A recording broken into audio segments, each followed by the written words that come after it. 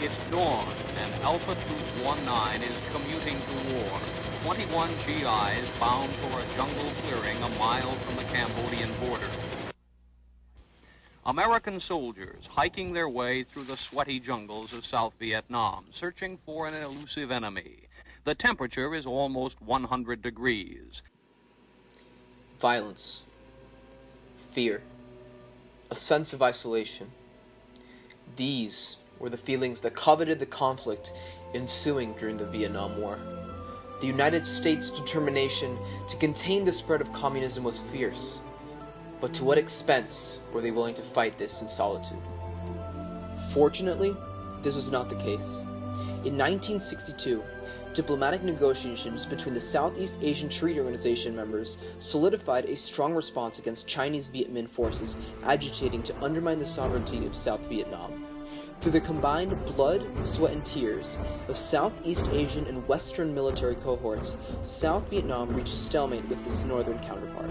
While SEATO would be praised for its successful containment of communism, the supranational organization reached its golden age through its pursuit of socio-economic reform. Through SEATO initiatives, Southeast Asian countries managed to recover themselves from centuries of European colonialism and properly integrate themselves into the exoskeleton of the global economy. So promising were their efforts that the organization gained additional membership from multiple nations across the Asian continent. Nevertheless, the subcontinent on which SEATO primarily lies on still faces a great deal of complex issues. Challenges persist in the layout of the economic system through many Southeast Asian nations, where malpractices such as sweatshops and child labor are widespread. Many of these nations encounter a fragile relationship between Western and Eastern Asian economic powerhouses, where the external influence of world power threatens to challenge the economic and political independence of sovereign nations.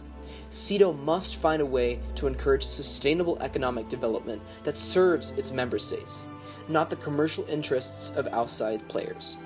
SEATO must also consider the rapid dilapidation of the folk cultures in Southeast Asia, where many languages and customs are being challenged by the forces of globalization and popular culture.